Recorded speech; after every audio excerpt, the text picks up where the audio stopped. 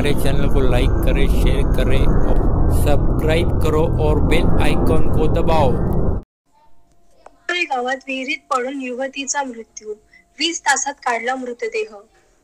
बकऱ्यांसाठी पाणी भरायला गेलेली चिंचोली तालुका यावल येथील 20 वर्षीय युवती पाय घसरून विहिरीत पडली।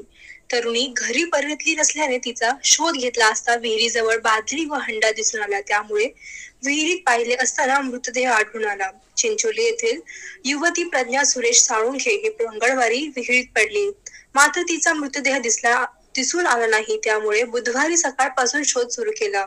पोलीस पाटील राकेश साठे, सरपंच अनिल साळुंखे, ग्रामपंचायत सदस्य मुकेश साळुंखे, प्रशांत कोळी, प्रभाकर साळुंखे यांनी विहिरीजवळ धाव घेत यावर पोलिसांना माहिती दिली। यावर पोलीस निरीक्षक प्रदीप ठाकूर यांनी घटनास्थळी तातडीने पोलीस हवालदार संदीप सूर्यवंशी, किशोर परदेशी यांना पाठवले। वैद्यकीय अधिकारी डॉक्टर तुषार सोनवणे यांनी शवविच्छेदन केले।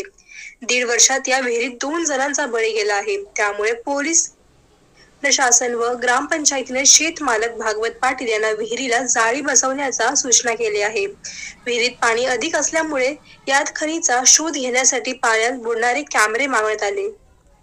चीफ एडिटर आसिफ तडवीसोबत मी अँकर समीना हेमंत तडवी आणि आमचे रिपोर्टर फिरोज तडवी यांची खास रिपोर्ट। बघत राहा आमचं 3 स्टार न्यूज। आमच्या चॅनलला लाईक करा, शेअर करा आणि सबस्क्राईब करा।